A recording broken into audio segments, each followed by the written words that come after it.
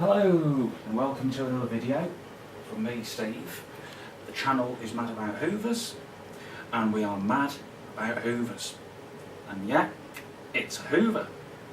This one, well, it says Hoover on the cabinet, so it might not be a Hoover of old, but I'm still classifying this as a vintage machine because it is effectively, the design of this is over 20 years old, so it's going to be going down in my vintage machine section, and we're going to be doing a review today of the Hoover Turbopower 2, and it's the U2107, the model number of this.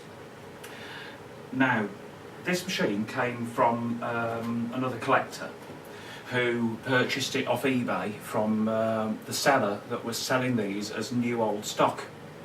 I can't remember what the name of the seller was, but there was an auction, it was a fairly long time ago now, it's a few years back. And they were selling a lot of new old stock from some place down south from where I live, and quite a few of these old cleaners were coming up on eBay as auctions for 90s bagged cleaners.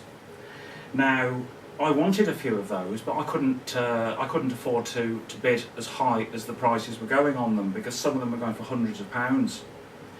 Obviously, there's a lot of collectors that collect vacuum cleaners in England, Scotland, Wales, in the United Kingdom, and a lot of them have got a lot fatter wallets than what I've got. I'm not well off, unfortunately. I wish I was. I wish I could afford to buy every vacuum cleaner under the sun, but I can't, so I've got to be selective. So, unfortunately, I missed out on all of those auctions because I got outbid on everything.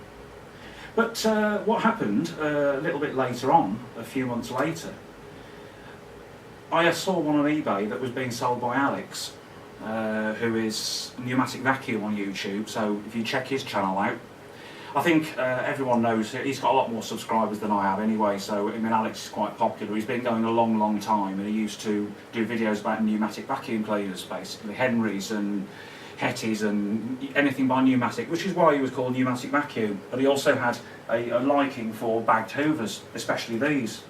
He loved Turbopower 2s and 3s, Alex did, and he's got a great deal of them, but he didn't like this model. So he wanted to sell this because he felt that it didn't have a proper Hoover Turbopower motor, and being a later model, they had I think it was a single stage fan motor on these that the older ones didn't use. They used a twin fan, and the motor obviously ran slower and it wasn't as high pitched as what these are. So he basically thought, well, he's going to sell it. So I said, right, I'm having this. So I bought it straight away off him, and I drove up to Manchester to see him, and I fetched it myself, so he didn't even have to post it, because I live in Stoke-on-Trent, and I live 40 miles away from Alex, so it's only a 40-mile journey up to Manchester. So I drove up there, and he showed me his collection, and he's a really lovely guy, Alex is. So, you know, if you subscribe to his channel, he's a really nice guy to meet in person, and I enjoy going to visit him. And I brought this back, and brought the box back with it, and basically it's sat up in my collection room ever since. Because it's brand new, effectively, I've never used it. The belt has been removed from it. I'm going to put the belt on to do the demonstration, but when I push it round, there'll be no bag of filth. Okay, there's going to be no big mess test with this. I don't do big mess tests on every machine I've got. Okay, because the Dysons over there, people might want me to do a big mess test on those. Please don't request it, because it's not going to happen. Okay, those two Dysons there are under warranty from Dyson at the moment. I've registered them for the guarantee. Now, obviously, a lot of people watch YouTube, and if anybody sees these videos that I do, undoubtedly somebody that might work for Dyson, or somebody that knows somebody that works for Dyson, could say, well, you know, he's abusing those cleaners, he's doing big mess tests on them, sucking up loads of flour and God knows what.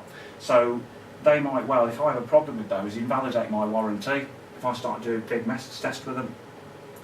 Now, similarly, I know this isn't under warranty, but because it's a new cleaner and I don't want to get it filthy and I don't want to get it damaged, there won't be big mess tests. So, enough of me talking from the distance here. let's have a look at the cleaner then, shall we? And see exactly what we get with it. Now obviously Alex has done a review on this on his channel, this very same cleaner. So if you do see it there, you can see it on his channel as well. Now I've polished it up and I've shined it all up, so it's absolutely beautiful. I am so thrilled to pieces to have this machine, because the Turbopower 2, this model, well effectively this shape, was the first ever vacuum cleaner that I bought brand new, right back in the early 90s. In fact, no, I think it was the mid 90s when I bought it. I was in my early 20s. I was living with my grandma at the time in Wolverhampton, and we always used to use her little cylinders up until a certain point, and we bought like second-hand ones from the local auction, because we used to go to auction houses and bid on old machines. But I thought, no, I want this. I want a brand new cleaner, and the first one I ever bought was a Turbopower 3, and it was the one with auto sense and the perma bag, and it was like a metallic dark green colour, and it had the stair hose on, and I was really thrilled to pieces with that. But when I sold that machine, well, I don't know exactly what I did with that machine. I can't remember what happened to it, because I know that in the early 2000s I bought a Dyson DC07, the purple and lime version. I think it was the allergy one, which had a HEPA filter in. And I don't know what I did with my Turbopower 3, whether I sold it to somebody else. I can't remember what happened to it, but I wish I'd kept it, in all honesty. So later on I managed to get some more Turbopowers. I got a couple upstairs. There's one with auto sense and one without. And then this came up, and I thought it really is a beautiful colour in this sort of it's sort of a royal blue colour it is. I don't know the exact term for the colour of this, but I really do love the colour. So if we start at the top of the handle, what we've got, unfortunately, is it seems to afflict a lot of old vacuum cleaners on the Hoover range. This does, where the roundel is either missing or it's dropped off, or it was never fitted in the first place. Now with this one, I have a feeling that because this was an end of the line model, this was sort of a run out model. This was right at the end of the life of this, and I think for cheapness they never even fitted the roundel to this machine. I don't think they did, because I think Roger from Ibasiac, he's had one of these as well. He actually bought another one that was being sold by that same company, and he's done videos on his channel of this very same model. Not this actual cleaner, because Alex bought the other one. Roger had one of his own, and he did a strip down of it and showed all the component parts. And I'll just mention Roger again here. I know he mentioned me on his channel the other day, and he said that I'd bought the Dyson Light Ball. And yes, I do like it so far. Everything's going absolutely wonderful, and I will thank you very much, Roger, for giving me a mention there. It's nice to see that you do watch my video. I wasn't sure whether you did or not. I don't really comment a lot on your videos. I might do a bit more now, but they tend to get lost in all Roger's comments, because he has a lot of people commenting on his channel. He's very popular. He's a lovely guy, and he's just done another video today and a live session as well. So he well and truly is back with us. His mum's now moved house. She's in a new house, and he's Roger's Bits and Doings has got details of his mother's new house on. So I'm really pleased that Roger's back to his usual self again now, and he's happy doing his demos. So this machine then, we've got no roundel on the top. We have the top mounted cable here where it comes in, and originally that would have been on the back. I'm not sure whether there's a cutout on the back here. No, there isn't. But originally the cable came in the back there, but then they moved it to the top. We've got the Hoover helpline number there. I'm not sure whether that still works now. It's quality control passed, yes. Quality control. And we come down the back here, and let me see if I can turn it round so we're facing the light, because it's always dark when I do these videos, because I do them later in the evening or like after 6 o'clock. So fortunately in here I've got a lot of lighting in this room, so you always need good light when you're filming. So we've got the hose on the back here. This hose wasn't the stair hose, because this was actually called the Turbopower 2 again, as we can see there. Being a late model, the Turbopower 3 had been discontinued by this stage, because the Pure Power was the current model being sold. And what happened is they were selling this then as a budget model, that was a lot cheaper. It was under £100, I think this was, to buy back then. So they removed the long hose and put the original small bore, narrow bore hose back on it that was on the original Turbopower 2s when they launched in 1993. And we have a extension tool here, and from what I can see there isn't actually a crevice tool with it, unless Alex didn't have one, or I don't know whether there was originally. Maybe Alex could comment on that. Was there originally a crevice tool with this? Because I always found that strange why there wasn't one supplied with it. Because on the original Turbopower 2, when they first launched, there used to be a scabar tool in there, a long crevice tool, and there was also another short crevice tool mounted here. But on this machine, there's neither. It comes with the upholstery tool, but on this one it looks like a very much more cheapened down version because it doesn't have the lint lifter on the front, unfortunately. So that was the stair tool, the upholstery tool, and then it's got the dusting brush. And again, this is a cheapened down version of it, although I don't know whether it ever did have the natural bristle on this. I don't think it ever did. But it's not a bad dusting brush, that isn't. It's just got plastic bristles on. I've always thought that was okay. It's a reasonable dusting brush. And that goes back in there. It's a little bit stiff to try and do it with one hand, being still a new cleaner. And then what we've got is the model number here, the ratings plate. And there you can see it's U2107. The serial number there. And then this here is the date when it was made, because it's the Hoover Candy style ratings plate, and that is 0019. So the two first digits of the year it was made, and then the second two digits are the week of the year. So it's 00, meaning that's 2000, okay? And then you've got 19 is week 19, so it's week 19 of 2000 model this is. So it's one of the very later ones. And then the 1434 on the end, that isn't related to the date. We can see that it's a 1000 watt motor, and like I said earlier, that motor, I mean, I have had this to pieces myself to have a look at the motor, and no, it doesn't use the original type of well, I can't remember who made the original type of motor, whether it was a Lamb motor or a Domel, but this one basically, it's very much cheaper single fan version, which is what I would call more like it makes a more high pitched noise in use, so it doesn't sound like the original Turbopower 2 when you use it. And I think that's probably one of the reasons why Alex didn't like it, because it didn't have the original two-stage fan on the motor, which was a bit unfortunate, but never mind. You know, we can't have it all. It's still got the Turbopower name, and it's still a Hoover regardless. So there we go, that's the ratings plate. We've got the foot pedal on here, which I always preferred over the Pure Power because this was a lot easier to use, so you could press that and recline it. So let's take the cable off, and the cable on this, as you might expect, because this was a very budget machine, is only a 6 metre. So you're going to have to keep unplugging this and plugging it in when you're going into different rooms. I mean, I don't particularly mind doing that because I've got a plug hole in the middle of the room there, there's one over that side there, and there's one in the front, so it's a little bit more effort, but I'm not that bone idle, you know, that I can't be arsed changing sockets. So we've got the hose here. So I always found with these it was a little bit tricky to get your hand onto this hose to be able to pull it out, because you can't get a good grip on it, and sometimes they could be quite tight in there.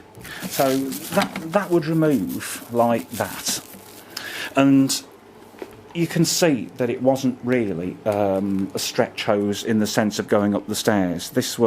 It had a reasonable length on it. You could do your furniture with it reasonably, but you had to be careful with this that you didn't pull it too hard and pull the cleaner over backwards, which was a problem affecting a lot of upright cleaners. The Sebo X4, the Sebo Felix are two notorious cleaners for being pulled over when you use the hose, so you've got to be careful, stand it up against furniture so it doesn't get pulled over. The Turbopower 3 actually had a hook on the hose down the bottom here that you could hook onto the bottom of the cleaner, so that it lowered the centre of gravity when you were using the hose. But this one doesn't. In fact, you can see there, that little hole, that was where the hook was. So the moulding's still in the casing for it, but they just didn't fit it. It was all done basically for cheapness, because this was, as I say, a budget machine. It was the end of line. But there we go, that was the hose. And that removed from the back simply by turning it clockwise and pulling it out, like so. And you could see there just what a small diameter that hose was. So it was quite likely that occasionally you'd get blockages in this hose. They would get blocked up because it was such a narrow diameter. And again, you can see the narrow diameter here on the end of the cuff. But I believe it still did use 32mm tools. So we can put our... Let's see, it's only going one way around, that will, so it just goes in there and turns around like a bayonet fitting.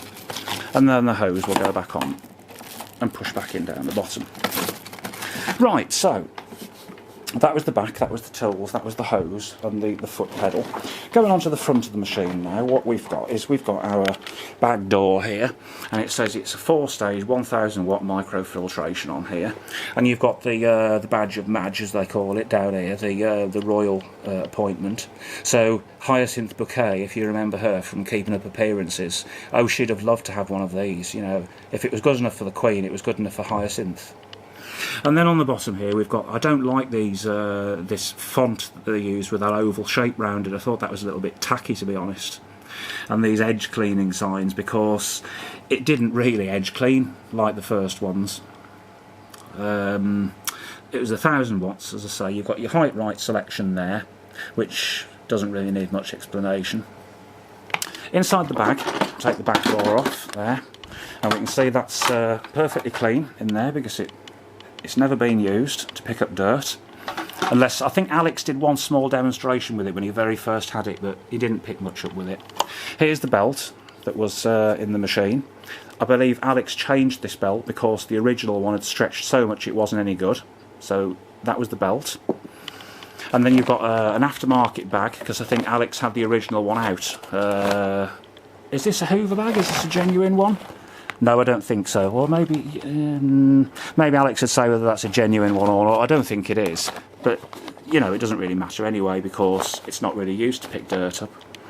We just take the bag off by pressing that latch, and you can pull it off the little stub there where the bag fill goes in. And again, you can see how clean that is. It's absolutely wonderful, isn't it, when you get these new old stock machines. You think, you know, how old this is, and it's never really seen hardly any dust in its life. These are the infamous filters that usually crumble away when they get old. This one's actually not too bad, but I'm being gentle with it in case it does fall apart. And then you had another filter underneath here, like so. And there was the entrance to the motor. It's a little bit dark. There we go, you can just make that out. So the filter went back in there, and then this filter pushed back in there. Right, so, and then your bag, which had a little flap on. Yeah, I think this is an aftermarket bag, because it doesn't say Hoover on it anywhere. So that would slot back in the bottom of the bag, would engage with those two lugs at the bottom, push in, and then clip onto the yellow latch at the top. So you'd push it in and push it under, like so. So it snapped back in nice and easy, just like so. And then we could put the bag door back on.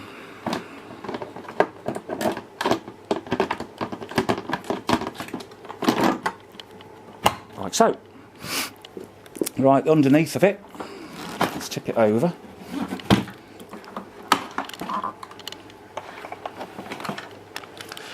So there we go, this is the underside of the cleaner, and again we can see just how clean that is, because it hasn't really seen a lot of dirt in its life, if any at all. And we can see the two pile adjustment wheels here, and there is the activator brush roll, which at the moment spins freely because there's no belt on the machine. And when I do the little demonstration, I'm not putting the belt on this one. So you'll hear the motor going, but I'm not going to have this turning round because it's going to start to dirty it. I do apologise about that, but I have got other turbo powers I can do a demo of, and they'll be coming down in due course. There's old video reviews of them on my channel, so I'll do a daily clean with one. I think I might use the one that's upstairs without the auto sensor. I'll do a daily clean with one coming up soon. But for this one here has to stay dirt free. That says brush type 2 on it. I think there was another type. I think Roger's one had red bristles on, if I remember rightly. I might be wrong, but then again, I was talking about edge cleaning on this. This actually does. If you look at that bristle there, how that's splayed out towards the edge. Look how close to the edge that brush actually brushes. That's very good, isn't it? Very good cleaners these were. They were really, really good carpet cleaners. And then on this side here, you've got the side brushes there. It won't pick a lot up, obviously, from this side, because, using Roger's term here again, this is the line of shame. This is what makes it. When the cleaner goes over here and you've got this belt, it doesn't pick up there. But it will edge clean. It'll edge clean very well. So, you had your little beta pads on your activated brush roll, as I say. And there was the belt. And as I say, the belt, you take off one screw there, and one screw there. And then this would lift off, and you'd be able to put your belt round your spindle and round your brush roll very easily. This was the quick release dirt channel, so you'd undo that and then lift it off like so. Earlier models didn't have that. You'd have to unscrew them with a screwdriver. But this was a constant source of blockage. If it was going to get blocked, it would be just up here in that section, because it was very narrow air path on these. So picking up large stuff, if I did a large debris test, it's likely that this would clog pretty quickly. So that would go back on. Just engage underneath the top there, pull it down, and then clip it back in, like so. And there we go. So we can stand it back up again. Well, basically, you know, I'm going to turn it on now, and we'll give it a push round. It won't sound as if the brush roll is beating the carpet on this, because there's no belt. And what I'm also going to have to do, probably, is to have the hose unplugged, just from the back. But I'll leave it plugged in, because I don't think it's going to pick much up. I vacuumed this just now with the Dyson. I've done the daily clean with the Dyson on this part, so it should be clean. Let's plug it in and listen to the noise the motor makes then. See why Alex didn't really like it, because it didn't sound like an original Pure Power. Sorry, I got Pure Power on the brain, hadn't I? Like an original Turbo Power 2. So let's plug it in. There we go. And we'll turn it on. And if you notice as well, this being the late model doesn't have any kind of gadgets on. There's no bag full light on there, which the earlier models would have had. So you had to listen out for a change in motor note to know that the bag was blocked, or bag was full, or it was blocked up. But there we go, let's turn it on.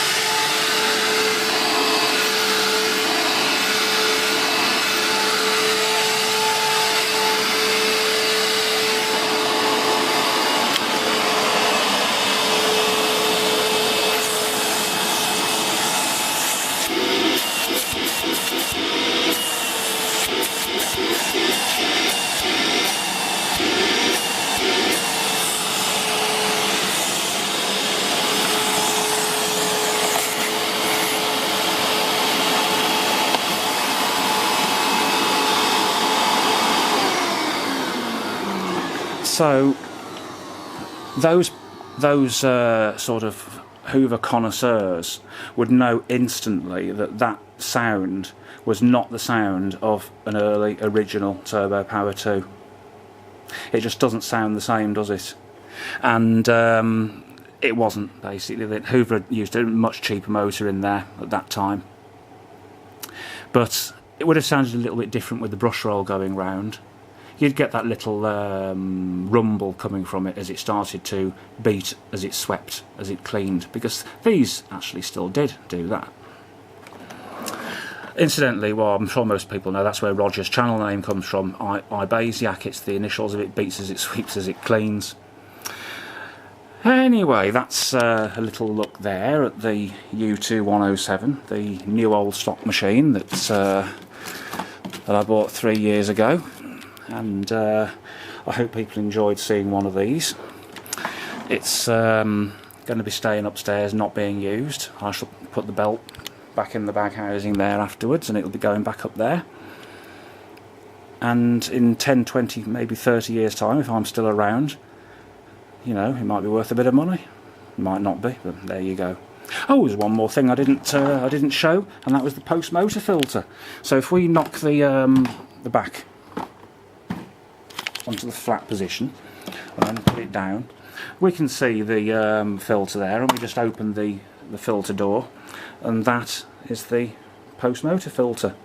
Originally, some of them came with air fresheners that used to slot into that little gap there, and the air freshener used to sit just in front of there, and it used to get warm from the heat of the motor, and it used to give off that lovely, lovely scent. Personally, I didn't particularly like that smell, but there's one upstairs with that still fitted in there, and it actually does still smell slightly. Inside there is actually another kind of foam filter underneath there, so that's the other stage of the filtration. I think the bag was the first stage, and then you had a twin filter at the bottom here inside, and then you had another filter here, so that was like 4 stage. So it was a lot better filtration than the Turbopower 1, which was basically a dirty fan machine that had one bag with one layer on, and that was it. As soon as the dirt came out of that bag, it used to come out around the side here, and it was like a 1-stage filtration on those. So these were a significant improvement with filtration over the original Turbopower.